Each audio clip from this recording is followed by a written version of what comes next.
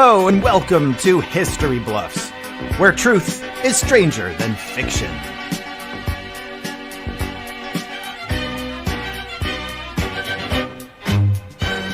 I'd like to welcome to the show the host with the most, Chris. Hello and welcome to History Bluffs, where truth is indeed stranger than fiction. Welcome everyone to our show. And we have three fantastic panelists for you tonight, two of whom will be telling true stories and one who will be bluffing. So it's up to you, the audience, to determine who is which of those categories, who's bluffing and who is telling the truth. But first, before we get there, let's give it up for our tech, Adam Bellis. Adam, thank you so much for all that you do for our show. Happy to be here, Chris. All right. Would you mind, sir, please putting up the rules so we can explain to the audience how the game works? All right. Rules are right up here. Go ahead and lay it on us, Chris. All right. So we are going to give our three historians, we're going to give them a topic. They are going to have 2 minutes for research. They will be taking notes, making a story out of their notes. They can only completely lie or completely tell the truth. They cannot use the audience for help. And one thing, exactly, that's right. We are asking our audience that if you are in front of your computer, which you probably are since you're watching this, please don't Google the topic that we're going to give to these folks and comment in there about whether this is true or not. Save that. We do want you to do that, but wait, save that to the very end.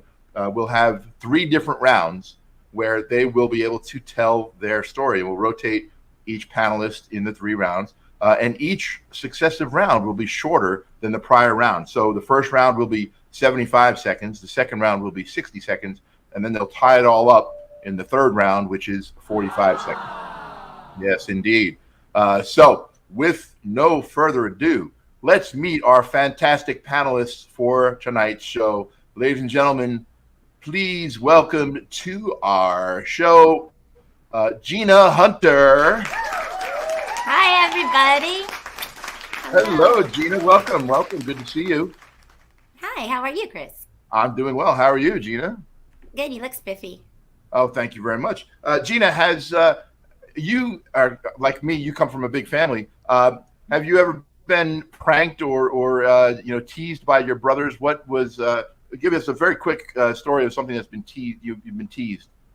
I used to sneak out a lot. That's a great question. I used to sneak out a lot. And so the trick to get back in was there was a little ladder outside of the house. And then I would knock on the window and wake either my little brothers or my big brothers up. So 2 were in one room, 2 were in another. And I knock on the door. Well, one night I was out pretty late and they used to get pissed at me because I'd wake them up and kind of try to sneak back in, so I didn't get caught by my parents. So what they did was they took caulk, the stuff that you use to put around the sink. Sure. And they sealed all of the screens on the windows so I couldn't get back in and I got caught. So, it was very funny, but also I got in big trouble, but also it was very funny.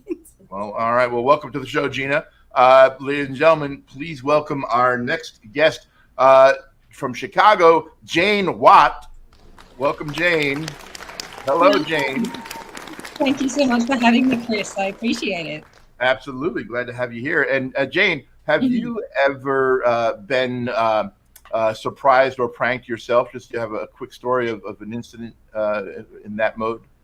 I've been pranked in the sense that it was one of those childish belief kind of things where my sister, we used to have a mark on the house that we grew up when we were little, and it was arrows kind of sliding down the wall, and my sister told me that that's where a snake had slid down the wall in the paint. And so that's why it was like that. And I was I used to, every time my friends would come over, I would take them on a tour of the house and be like, and this is my room, and then I would be like, and this is where the snake slid down the wall. I was way too old before I stopped telling that story and realized it was actually just a drip in the paint. So anyway, that's all right. Did you believe it too? Sorry? Did you believe it too? I absolutely Absolutely. believe I love that. Hey, I don't know if you heard, but snakes like this, Yeah, the walls, they're going down the walls. It's a whole thing. That's great. Yeah, Gina, I was just going to ask if she then became known as Gullible Jane. With speaking of childish, let's welcome our third panelist to the show, Carlos Rivera.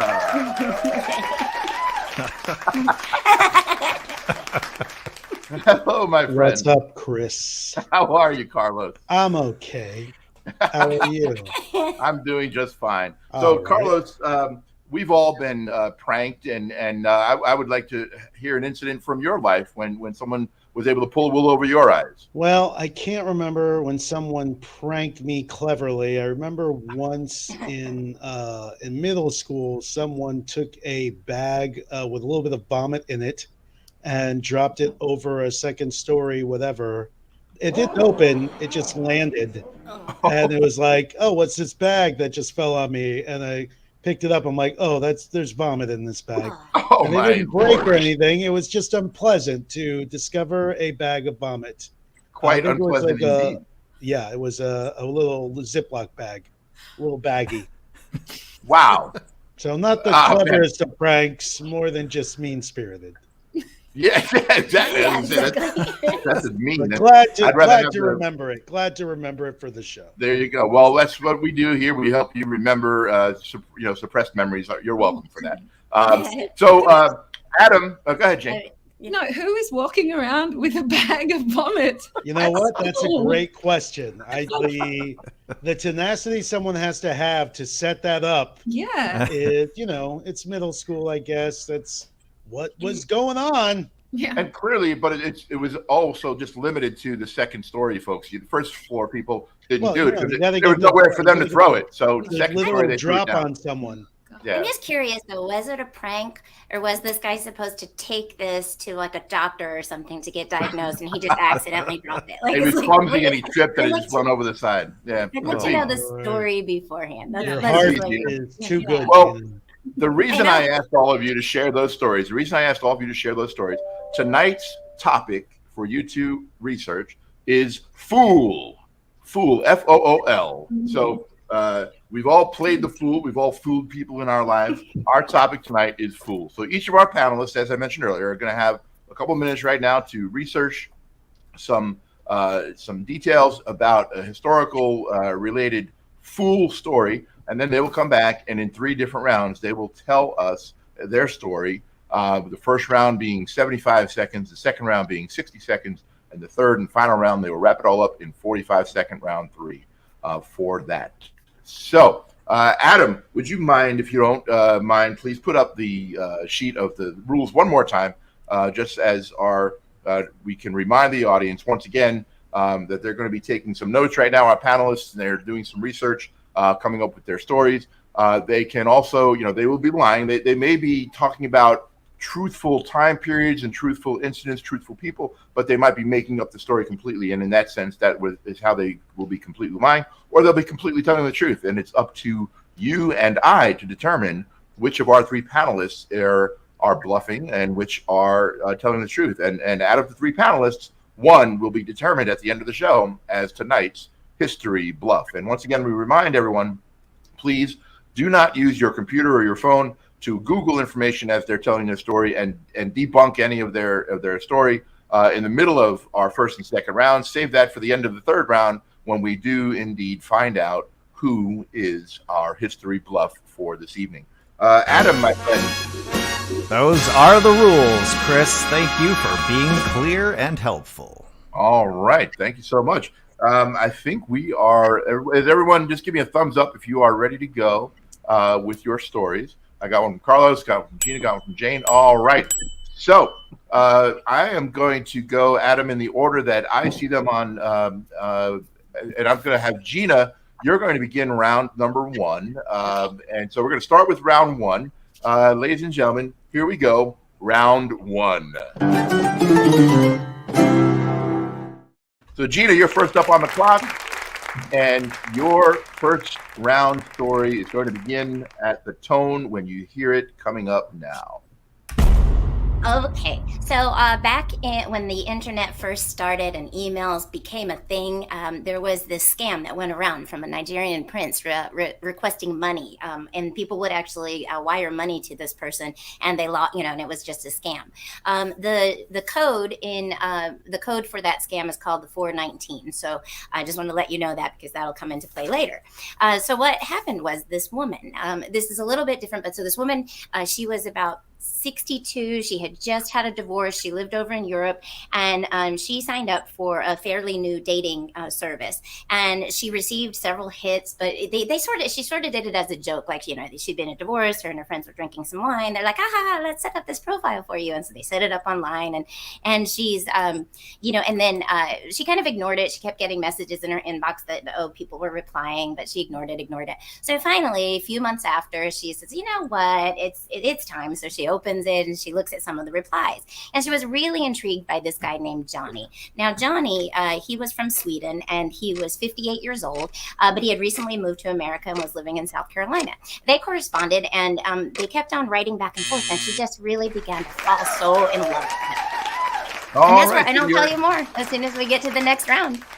All right, interesting. We will find out more about Johnny from Sweden now in South Carolina when we return to Gina in the second round. But next, we're going to move along, and we're going to have Jane start her story. So Jane, you're going to come on screen now, and when you hear the tone, you shall begin your story, and you'll see the little timer there, and it'll count you down at the end. And that'll be me. Yes. Chris? Yeah. Before Jane begins. Yes. Real quick. Thank you, Gina. Jane, real quick before you begin your story, what was your take?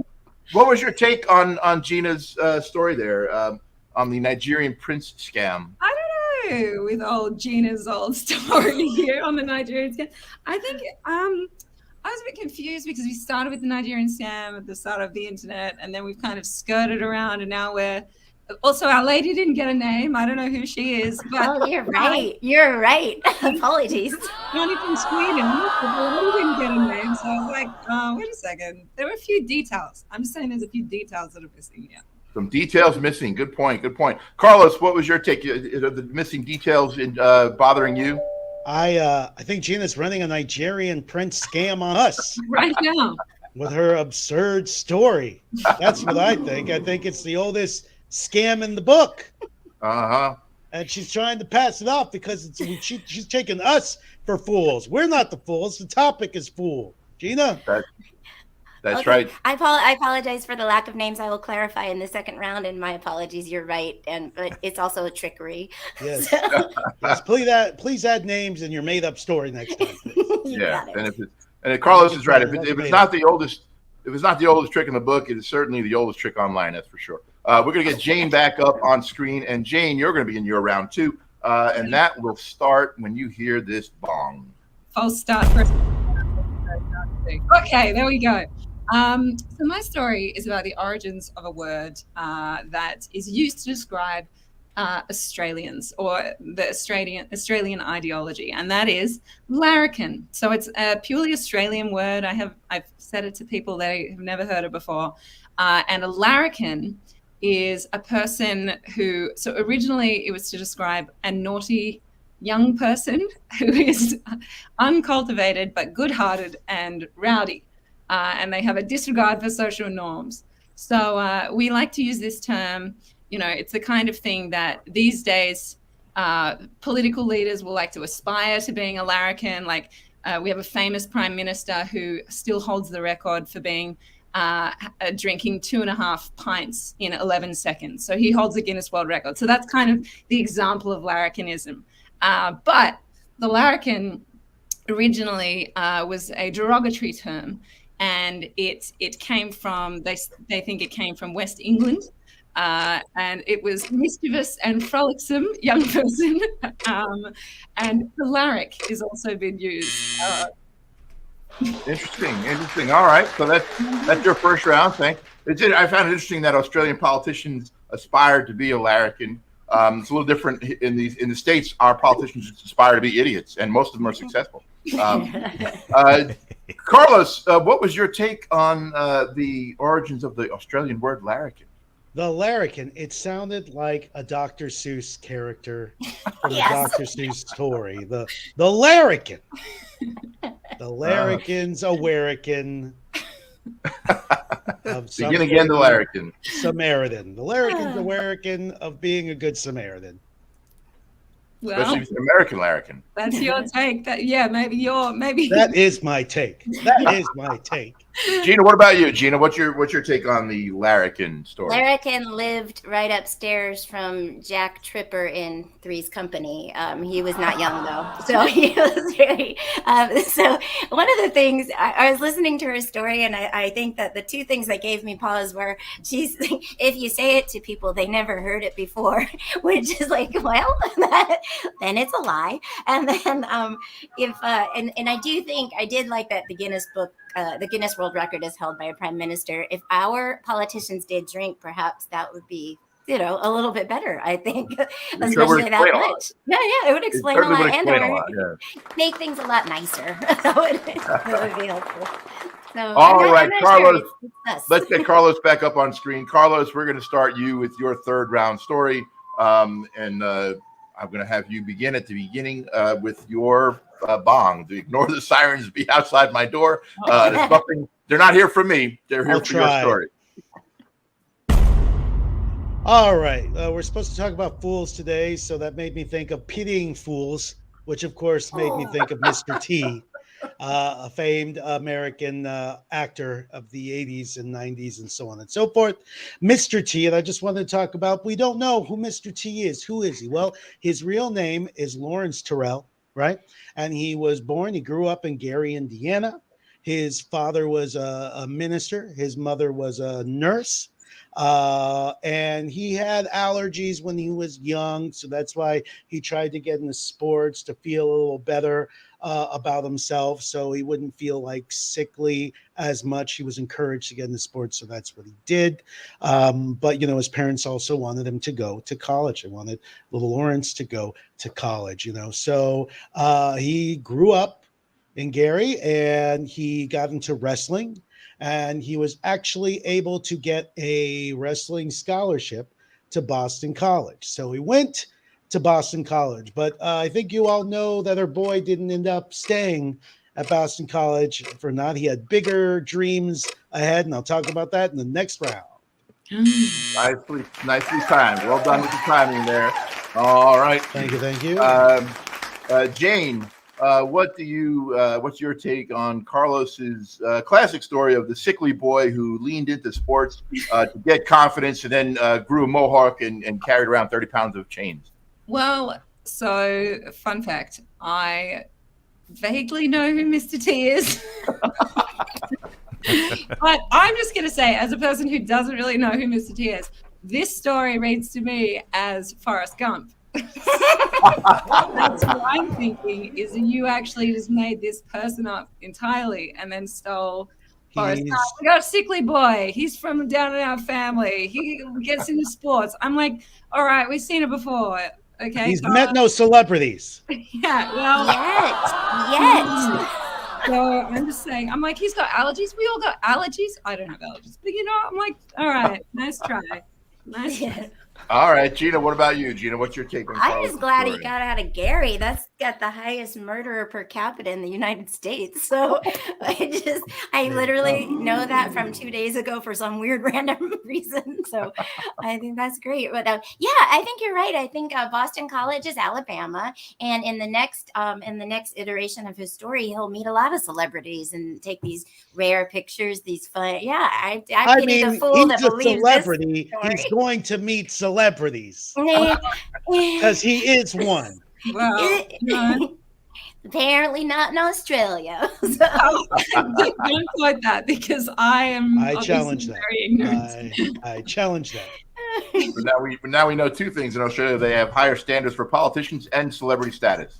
Yeah, or just no one knows who Mr. T is. It just doesn't exist. Yeah. All right. Well, let's hear more about Australia because it's time for round number 2. Remember, panelists, our time is now reducing in the second round. You had 75 seconds in the first round. This round, you're going to have 60 seconds for the second portion of your story. So, Jane, we will begin with you, please. All right. Continue your story of the larrikin when you Larrikin. hear the tone. The larrikin, which is definitely a real word that exists. Also, that's what I meant to say, that obviously with fool made me think of the larrikin, which is where we got to.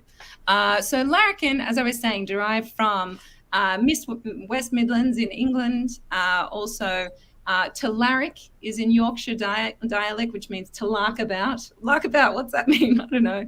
It was died out and stayed in post-colonial Australia.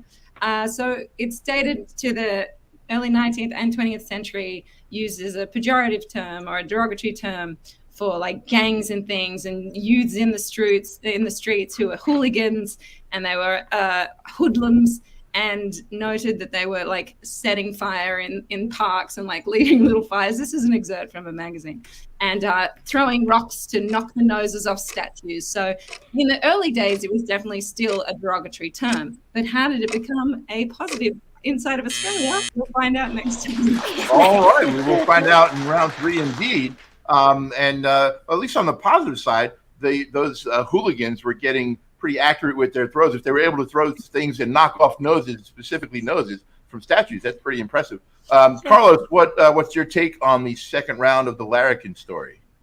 Oh boy! Well, I'm just waiting for the larrikin to. I've never heard of larrikin here in the States, so it doesn't exist because I've never heard of it here, and I guess that's how it works with Jane. All right, Gina, did you also have a petty take on Jane's story? Petty take.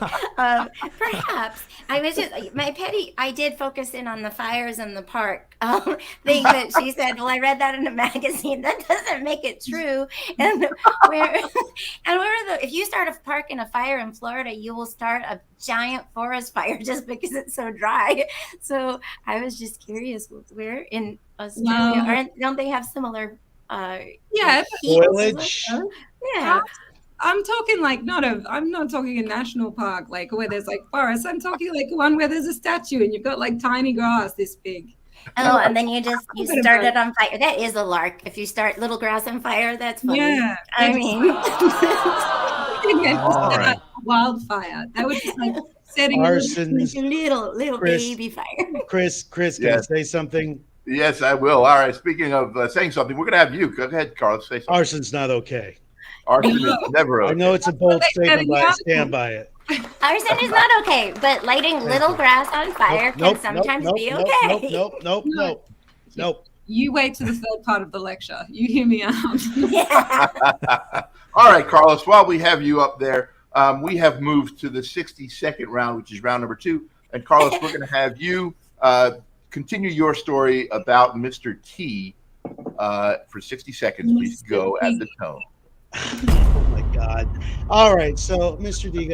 T got the scholarship to Boston College, where it was a wrestling scholarship, but he also was trying to study biology. Unfortunately, in his end of his sophomore year, he got kicked off the wrestling team, so he didn't have a scholarship anymore. He tried to stay in college, but in order to do so, in the summer he would go to New York City to work as a bouncer to try to raise some money.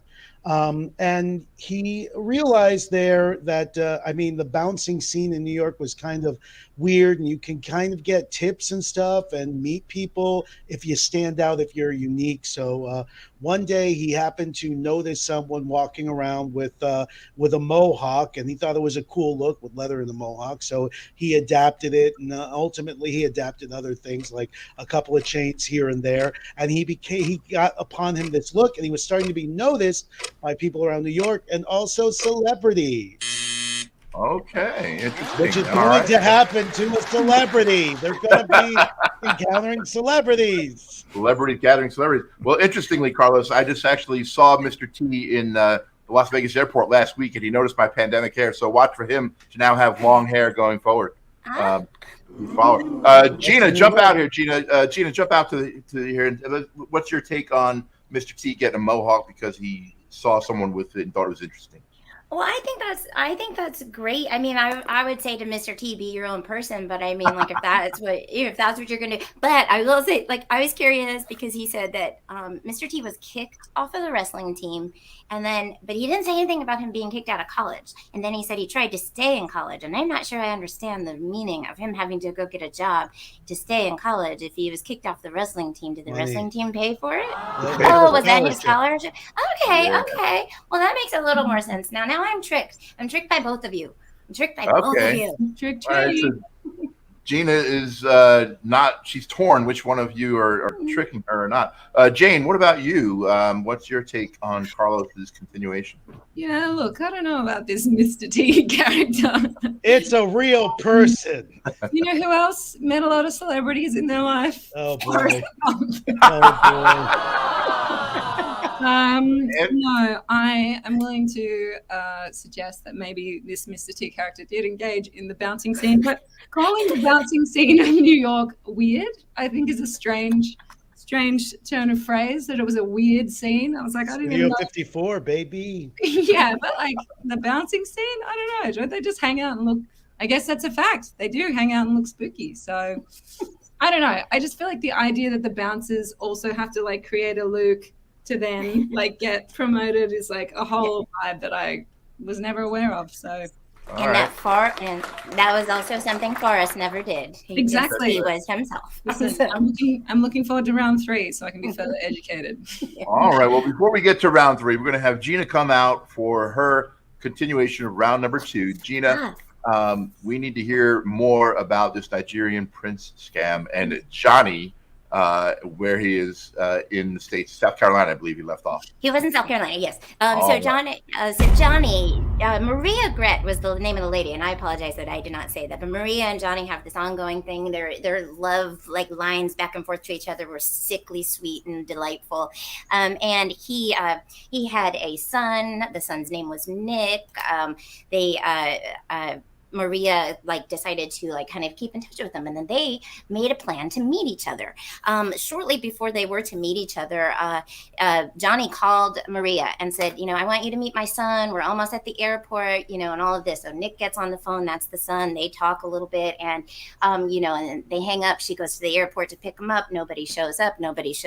Later, she gets a phone call that he was mugged while in Nigeria. So she got concerned because he was in a hospital in Lagos, and she said that he was mugged, his son was shot, and that he stayed in the hospital, but in order to have a procedure done, he needed £1,000. So she wired the money over to him. Oh my goodness. All right. So he was in the hospital in Lagos.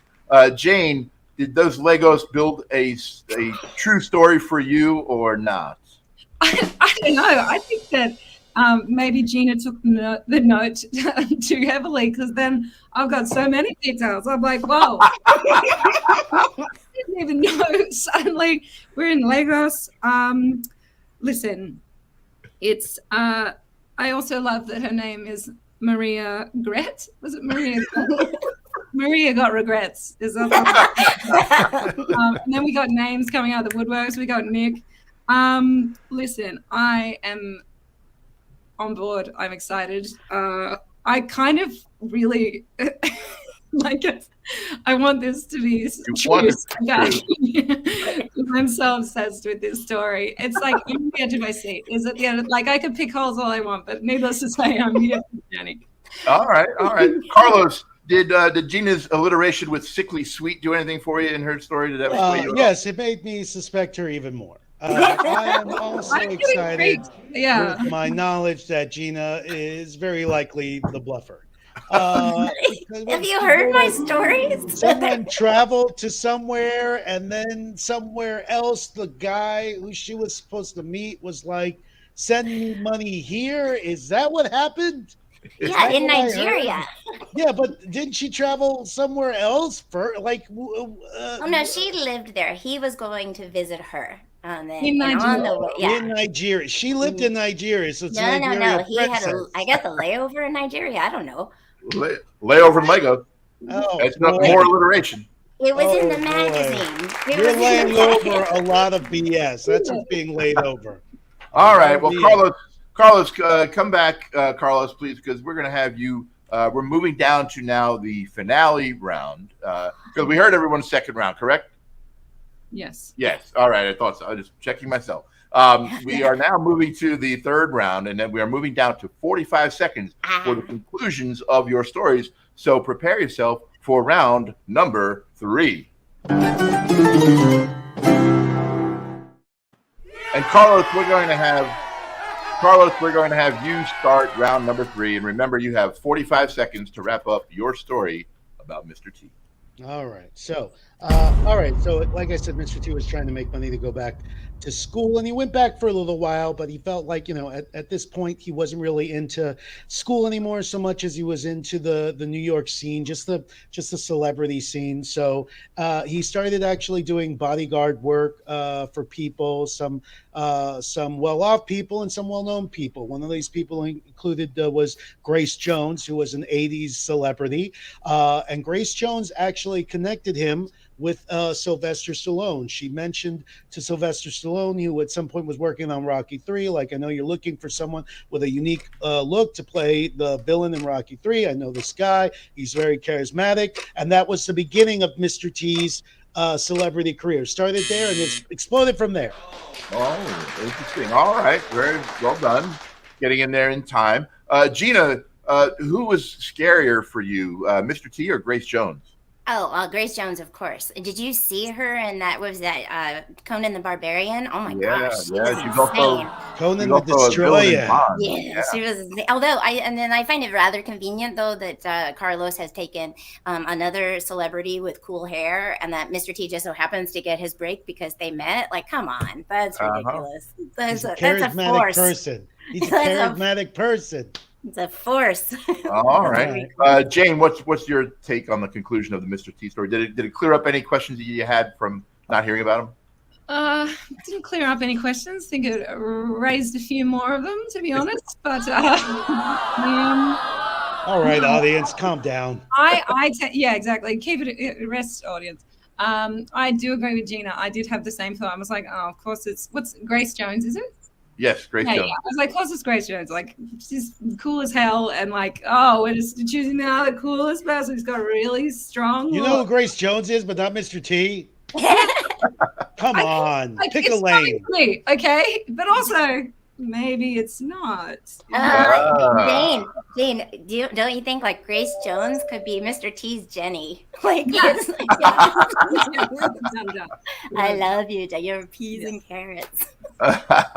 All right. Well, Jane, let's have you come back and give your rounding out your story. Sorry? I said final statements. Final statements. Yes, we're here. The conclusion of your story, beginning at the tone. So, as we were saying, the twist that turned the word larrikin into a generous terms said with love is that apparently Australians, what we also like to do is when we take the mickey or take the piss out of someone or mock someone, we like to choose things that are diametrically opposite. So if someone has red hair, we'll nickname them Blue, for example. So anyone with red hair is called Blue. So that's where they think a lot of this kind of came from. So larrikin turned into being more of a positive trait. And now it's seen as it's seen as something that really ties together the Australian ideology of larrikinism, because Keep going. Authoritarianism in Australia's colonial convict past. All right, interesting. Carlos, what do you think, Carlos, about the whole larrikin story? I don't know. It's like okay, so in Australia, apparently you say the opposite of what you mean sometimes to people. So if someone is smart, you may call them a dummy. And if someone has blue hair for some reason, some weird reason, you say, "Oh, you're redheaded." And if someone is whatever the opposite of a larrikin is, you say, "You're a larrikin." You get me? You larrikin. I've never heard that term, Chris. Right. Ever. And I'm not saying that I know every term everywhere from Australia. I've seen a lot of Foster's commercials. All right. All right. I've seen a lot of movies with actors from Australia not playing Australian, and I have not once heard the made-up fictional term larrikin. Okay. All right. Well, Gina, let's get Gina to comment in here. Gina, the diametrically opposite stuff, it does actually tie again, once again, back into American politics. In Australia, they say the opposite thing. In America, they do the opposite thing of what they say in politics. I mean, my exposure to Australia is really Crocodile Dundee and those Foster beer commercials. Like, I'm sorry, I don't know much about it. But however, I just want to let you know, Jane, in America, to Mickey somebody is to give him a roofie. So I think we have very different. So in America, larrikin might even be something completely different. I don't know. I'm so confused. I don't believe any of it. So this is hard. Don't forget, there was that one quick line in Crocodile Dundee when he said, "Well, can anybody have a beer?" And they all said, "Larrikin." So she was so happy that day. She was. Oh boy.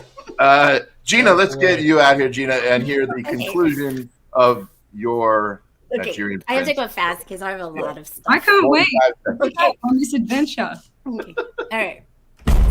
Okay, so he wrote from the hospital bed. Little Johnny wrote from the doctor's laptop, and she kept on sending him money. A few months went by. He kept on having more and more procedures, and she kept sending him money. So finally, she stopped sending him money. She stopped communicating with him altogether. A few months after that, she gets a phone call. Guess who it is? It's Johnny. Johnny calls her up, and he confesses that he has been lying to her this whole time. He's part of the 419 Nigerian scammers. He felt really bad because he felt like they had a connection. He felt stupid because he was 24 years old, and she was 60-something years old. And so what she did, instead of being upset or instead of being mad at him, she actually went to Nigeria to meet him. So they met each other and they became like besties. And so she helped him. He was an artist. He was a painter. And so she helped him find international grants so he could tour around Europe. Eventually, he made enough money that he went to college and he went into the American oil scene. And he's a very rich person today because of their friendship. Okay. Interesting. Well done. So, Jane, did the conclusion of that story bring joy to you? Well, obviously. Obviously, it was a beautifully rounded out story. Is it true? That's the question. I did love that character then became Little Johnny, right? Oh, Little Johnny, hysteric. Like, because he's little, because he's 24. Yeah. Well, poor little Johnny's stuck in hospital. I loved that the character became even more of a caricature, if you will, of little Johnny. Also, the oil scene, suddenly I thought it was oil magnates. And I was like, wait, how do we go from this? Right, I'm guessing you meant oil painting. Yeah. All right. I am going to wager that we probably know where this is going to go. But Carlos, what are your thoughts on the end of Gina's story? My thoughts are, if this story was real, which I doubt, it wouldn't be this happy ending, driving Miss Daisy friendship that Gina has to talk about, like cliche movies. They become friends after he ripped her off for thousands and thousands of dollars. No, at best, she's his sugar mama. He's conned her into being his sugar mama because she helped him. She helped him with more things after he ripped her off.